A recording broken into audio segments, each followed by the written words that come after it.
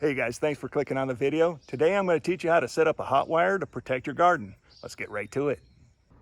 We have several deer and other animals that visit our yard daily, which we really enjoy. But when they start eating on the blackberries, we know it's time to put up the electric fence before we put the rest of the garden out. I got this solar-powered electric fence charger off of Amazon 3 years ago for about $150. You're going to need some electric fence insulators and some electric fence wire. Now you can use just about anything for your posts. T-posts are cheap and they work the best for me. So the spacing on the wires depends on the type of pests you have.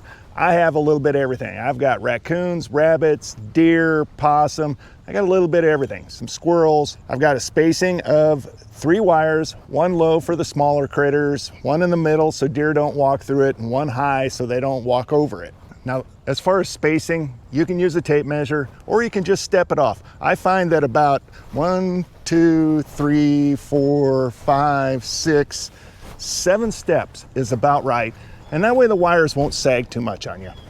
Once you determine the area you want to protect, putting in the T-post is simple and easy. Just use a T-post driver, a couple of whacks, and you're done.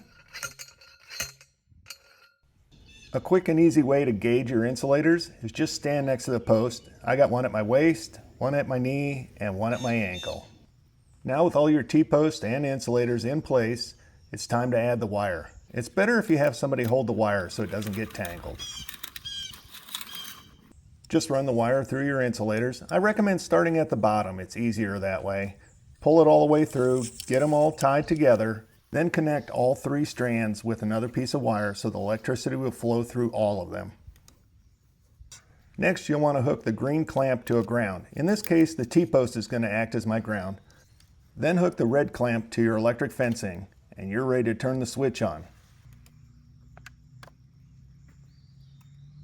So my gate's not real fancy. It's just a piece of cattle panel in front of my arbor with all my blackberries on it. And when I need to get inside, I simply move it out of the way. This gives me access to my garden without getting shocked. Hey guys, whether you're protecting your livestock or your garden, it really is that easy to install an electric fence.